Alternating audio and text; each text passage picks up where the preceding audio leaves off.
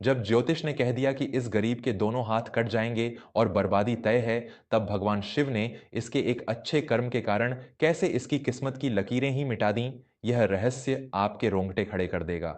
अरावली की पहाड़ियों के बीच बसे एक शांत गांव धर्मपुर में कैलाशनाथ नाम का एक अत्यंत ही सीधा, सच्चा और गरीब मूर्तिकार रहता था। कैलाशनाथ के हाथों में साक्षात मां सरस्वती का वास था। वह पत्थरों को तराश कर जब भगवान की मूर्तियां बनाता तो ऐसा लगता मानो मूर्ति अब भी बोल पड़ेगी।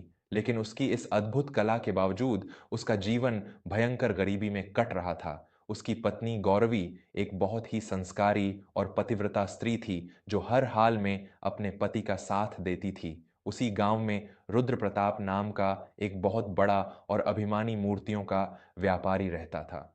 रुद्र प्रताप की हवेली दौलत से भरी थी, लेकिन उसके मन में दया का कोई स्थान नहीं था। वह कैलाशनाथ जैसे गरीब मूर्तिकारों से औने पौने दाम में मूर्तियां खरीदता और शहरों में ले जाकर उन्हें हजारों स्वर्ण मुद्राओं में बेचता था।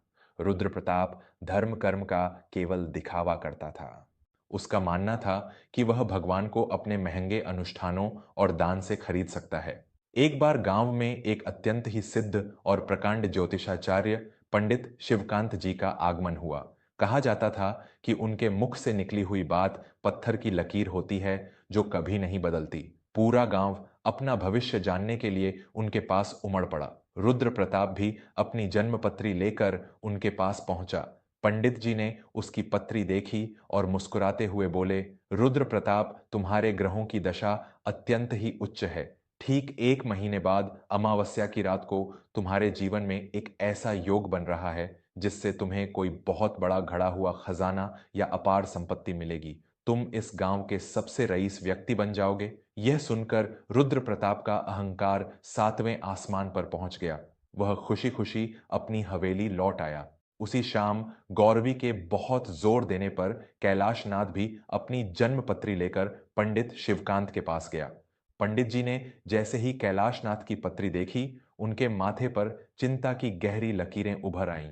उनका चेहरा पीला पड़ गया। कैलाशनाथ ने घबराते हुए पूछा, क्या हुआ महाराज? क्या मेरे भाग्य में केवल दरिद्रता ही लिखी है? पंडित जी ने एक गहरी सांस ली और अत्यंत दुख भरे स्वर में कहा, कैलाशनाथ, दरिद्रता तो बहुत छोटी बात है। तुम्हारे भाग्य में एक अत्यंत भयंकर मृत्यु योग लिखा है। ठीक 1 महीने बाद उसी अमावस्या की रात को तुम्हारे साथ एक ऐसी दुर्घटना होगी जिसमें या तो तुम्हारे प्राण चले जाएंगे या तुम्हारे ये दोनों हाथ हमेशा के लिए कट जाएंगे। तुम्हारे जीवन का अंत भयंकर अंधकार में होगा। यह सुनते ही कैलाशनाथ के पैरों तले जमीन खिसक गई। पीछे खड़ी गौरवी पछाड़ खाकर गिर पड़ी और फूट फूट कर रोने लगी। कैलाशनाथ एक मूर्तिकार था। उसके हाथ ही उसका जीवन, उसका परिवार और उसका अस्तित्व थे। बिना हाथों के उसका परिवार भूख से तड़प तड़प कर मर जाता। मेरे प्यारे श्रोताओं, जब इंसान को यह पता चल जाए कि उसकी मौत या उसकी बर्बादी का समय तय है, तो वह अंदर से पूरी तरह टूट जाता है। इंसान सोचता है कि जो किस्मत में लिख दिया गया है उसे कोई नहीं टाल सकता। लेकिन हम यह भूल जाते हैं कि हमारी किस्मत लिखने वाला ईश्वर हमारे कर्मों की स्याही का मोहताज होता है। अगर आप भी मानते हैं कि सच्चे और निस्वार्थ कर्मों में इतनी ताकत होती है कि वे विधाता की लिखी लकीरों को भी मिटा सकते हैं, तो बिना एक पल गंवाए हमारे चैनल वर्मा स्टोरीज को पूरे सच्चे मन से अभी सब्सक्राइब करें।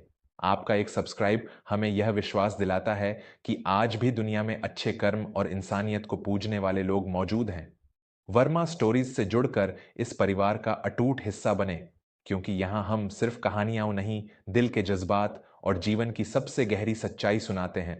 कैलाशनाथ एक हताश और टूटे हुए इंसान की तरह घर लौटा। गौरवी ने खाना पीना छोड़ दिया था। वह दिन रात रोती रहती, लेकिन कैलाशनाथ के भीतर एक अत्यंत गहरा वैराग्य जाग चुका था। उसने अपनी रोती हुई पत्नी के आंसू पोंछे और अत्यंत शांत स्वर में कहा, गौरवी, भगवान शिव ने यदि मेरे हाथों की आयु केवल 1 महीना ही तय की है, तो मैं रोकर यह समय व्यर्थ नहीं करूंगा। गांव के बाहर उस पहाड़ी पर महादेव का जो प्राचीन मंदिर है, वह वर्षों से खंडहर पड़ा है। वहां कोई मूर्ति नहीं है।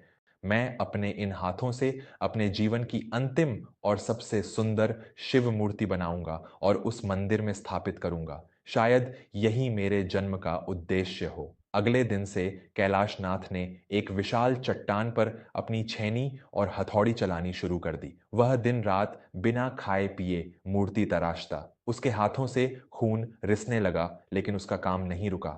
दूसरी ओर रुद्र प्रताप खजाना मिलने की खुशी में पागल हो रहा था। उसने अपने अहंकार में आकर मजदूरों पर अत्याचार बढ़ा दिया था। उसने एक विशाल महायज्ञ का आयोजन किया था, जिसमें वह पानी की तरह पैसा बहा रहा था, ताकि भगवान शिव जल्दी से उसे वह खजाना दे दें।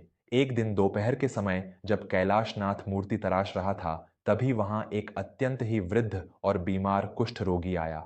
उस रोगी के शरीर से रक्त बह रहा था, उसके वस्त्र फटे हुए थे और वह भूख से कांप रहा था। रोगी ने हाँफते हुए कहा, बेटा, मैं बहुत दूर से आ रहा हूँ, मेरे प्राण निकल रहे हैं। रुद्र प्रताप की हवेली पर गया था, लेकिन उसने मुझे अपशकुनी कहकर धक्के मारकर निकाल दिया। क्या मुझे थोड़ा जल और भोजन मिलेगा? कैलाशनाथ ने तुरंत अपनी छेनी हथौड़ी छोड़ी। उसने उस कुष्ठ रोगी के घावों को साफ किया। घर में जो थोड़े बहुत पैसे गौरवी ने कैलाशनाथ के इलाज या भविष्य के लिए बचा कर रखे थे, कैलाशनाथ ने उन पैसों से उस रोगी के लिए दवा और भोजन का प्रबंध किया। इतना ही नहीं, कैलाशनाथ ने अपनी झोपड़ी का आधा हिस्सा उस रोगी को रहने के लिए दे दिया और अपनी पत्नी के साथ मिलकर दिन रात उसकी सेवा करने लगा। गौरवी ने एक दिन डरते हुए पूछा, स्वामी, हमारे पास जो जमा पूंजी थी, वह सब आपने इस अनजान व्यक्ति पर खर्च कर दी। कल को जब आपके हाथ नहीं रहेंगे तो हमारा क्या होगा? कैलाशनाथ ने मुस्कुराते हुए कहा, गौरवी, कल जो होगा वह महादेव के हाथ में है, लेकिन आज जो सामने है वह मेरा कर्म है। अगर मेरे दोनों हाथ कटने से पहले किसी के घाव भर सकें, तो मैं अपने हाथों का इससे बेहतर उपयोग और क्या कर सकता हूं? प्यारे दोस्तों, आज के इस स्वार्थी समाज में इंसान अपनी छोटी सी मुसीबत आने पर भगवान को कोसने लगता है और दूसरों से मुंह मोड़ लेता है। लेकिन जो इंसान मौत के साए में रहकर भी किसी अनजान के आंसू पोंछता है, उसकी इंसानियत देखकर तो स्वयं देवता भी नतमस्तक हो जाते हैं। तक हो। क्या आज हम अपने सुख के लालच में इतने अंधे नहीं हो गए हैं कि हमें दूसरों का दुख दिखाई ही नहीं देता? अगर कैलाशनाथ के इस निस्वार्थ त्याग ने आपकी आत्मा को भीतर तक झकझोर दिया है और आपको लगता है कि निस्वार्थ कर्म ही असली धर्म है, तो अभी वर्मा स्टोरीज को पूरे दिल से सब्सक्राइब करें। आपके जीवन में धर्म और शांति बनी रहे, यह समझने के लिए इस चैनल को सब्सक्राइब करना सिर्फ एक बटन दबाना नहीं, बल्कि एक सच्चे विचार को अपना समर्थन देना है। वर्मा स्टोरीज को सब्सक्राइब करके हमारे इस सफर के सच्चे साथी बने। समय अपनी गति से बीतता गया। वह खौफनाक दिन आ गया जिसकी भविष्यवाणी ज्योतिषाचार्य ने की थी। अमावस्या की वह काली रात। कैलाशनाथ ने महादेव की उस अत्यंत भव्य और जीवंत मूर्ति को पूर्ण कर लिया था। उसने गांव के कुछ लोगों की मदद से उस मूर्ति को पहाड़ी पर स्थित उस खंडहर मंदिर के गर्भगृह में स्थापित कर दिया था। रात का समय था। आसमान में काले और घने बादल छा गए। अचानक प्रकृति ने एक अत्यंत भयंकर रूप धारण कर लिया। पूरे इलाके में एक प्रलयंकारी तूफान और भूकंप आ गया। धरती बुरी तरह से कांपने लगी। रुद्र प्रताप अपनी हवेली के उसी तहखाने में बैठा था जहां उसे खजाने की उम्मीद थी। तभी भूकंप का एक भयंकर झटका आया और रुद्र प्रताप की उस विशाल हवेली की पूरी छत धड़ाम से नीचे गिर पड़ी। उसका सारा जमा किया हुआ धन, उसके महंगे आभूषण और वह तहखाना हमेशा के लिए मलबे के नीचे दब गए। रुद्र प्रताप तो किसी तरह अपनी जान बचाकर बाहर भाग निकला, लेकिन एक ही झटके में उसका सारा खजाना और उसका सारा अहंकार मिट्टी में मिल गया। उसी समय पहाड़ी के उस खंडहर मंदिर में कैलाशनाथ महादेव की मूर्ति के सामने आंखें बंद करके बैठा था। वह जानता था कि आज उसकी मृत्यु या उसके हाथों के कटने की रात है। वह शांति से अपने भाग्य का इंतजार कर रहा था। भूकंप के कारण उस पुराने मंदिर की दीवारें भी दरकने लगीं। अचानक मंदिर की छत का एक बहुत बड़ा और भारी पत्थर ठीक कैलाशनाथ के ऊपर गिरने के लिए टूटा। लेकिन चमत्कार, इससे पहले कि वह पत्थर कैलाशनाथ को कुचलता, किसी ने उसे बहुत जोर से धक्का देकर दूर छिटक दिया। कैलाशनाथ दूर जाकर गिरा और वह भारी पत्थर ठीक उसी जगह गिरा जहां कैलाशनाथ बैठा था। पत्थर के कुछ छोटे टुकड़े उड़कर कैलाशनाथ के हाथों पर लगे, जिससे उसकी उंगलियों में थोड़ी सी खरोंच आ गई और हल्का सा खून निकल आया। कैलाशनाथ ने घबराकर पीछे मुड़कर देखा कि उसकी जान किसने बचाई है। उसने देखा कि वह वही कुष्ठ रोगी था जिसकी उसने सेवा की थी, लेकिन अब वह रोगी कोई कमजोर इंसान नहीं लग रहा था। उसके चेहरे पर एक दिव्य और अलौकिक प्रकाश था। देखते ही देखते वह रोगी हवा में विलीन हो गया और उस प्रकाश के बीच से एक अत्यंत गंभीर, रहस्यमयी और ईश्वरीय आवाज गूंजी, कैलाशनाथ, तेरी जन्मपत्री के अनुसार आज तेरा अंत निश्चित था। वह भारी पत्थर तेरी मृत्यु और तेरे हाथों के कटने का ही विधान था, लेकिन तूने अपने जीवन की परवाह किए बिना अपनी सारी जमा पूंजी एक असहाय और बीमार पर लुटा दी। तूने निस्वार्थ भाव से इस मंदिर को प्राण दिए।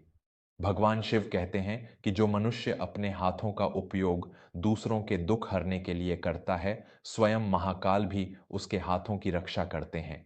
तेरे कर्मों की पवित्रता ने आज तेरे भाग्य की उन काली लकीरों को हमेशा के लिए मिटा दिया है। आज से यह उंगलियों की खरोंच ही तेरी वह दुर्घटना है जो टल चुकी है। यह सुनते ही कैलाशनाथ फूट फूट कर रोने लगा। उसने साष्टांग दंडवत होकर महादेव को प्रणाम किया। उसका रोम रोम कृतज्ञता से भर गया था। अगली सुबह जब तूफान शांत हुआ तो पूरा गांव हैरान रह गया। रुद्र प्रताप, जिसे खजाना मिलने वाला था, वह सड़क पर फटेहाल बैठा रो रहा था। उसकी क्रूरता और उसके दिखावे वाले अनुष्ठान उसे बचा नहीं सके। वहीं दूसरी ओर कैलाशनाथ पूरी तरह सुरक्षित था। पंडित शिवकांत जब यह देखने आए कि कैलाशनाथ के साथ क्या हुआ, तो वे उसके सलामत हाथों को देखकर हक्के बक्के रह गए। पंडित जी ने हाथ जोड़कर कहा, कैलाशनाथ, मेरे ज्ञान ने जो देखा था वह बिल्कुल सत्य था, लेकिन आज तुमने मुझे सिखा दिया कि ज्योतिष केवल एक संभावना बताता है, परंतु इंसान के निस्वार्थ कर्म और ईश्वर की कृपा उस संभावना को बदल देने की शक्ति रखते हैं। तुमने अपनी किस्मत खुद अपने अच्छे कर्मों से लिखी है। उस दिन के बाद से कैलाशनाथ की कला की प्रसिद्धि दूर दूर तक फैल गई। राजाओं और बड़े बड़े सेठों ने उसे अपने दरबार में बुलाकर ससम्मान मूर्तिकार का पद दिया, लेकिन कैलाशनाथ ने कभी अपना वह सेवा भाव नहीं छोड़ा। दोस्तों, जीवन में कभी भी अपनी बुरी किस्मत या खराब समय को लेकर रोना नहीं चाहिए। ज्योतिष और ग्रह अपनी जगह हैं, लेकिन आपके कर्म ब्रह्मांड की सबसे बड़ी ताकत है।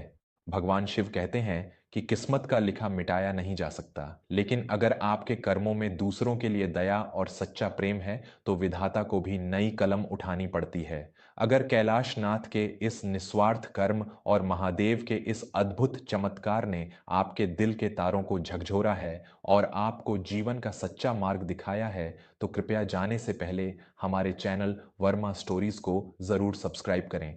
आपका एक सब्सक्राइब हमें ऐसी ही मार्मिक, सत्य और जीवन को सही दिशा दिखाने वाली कहानियां आप तक पहुंचाने का अटूट हौसला देता है। हमेशा याद रखें, अच्छे कर्म करते रहिए, भाग्य अपने आप बदल जाएगा। वर्मा स्टोरीज को सब्सक्राइब करें, इस परिवार का एक अटूट हिस्सा बने और हमेशा धर्म और इंसानियत के मार्ग पर चलें। हर हर महादेव। धन्यवाद।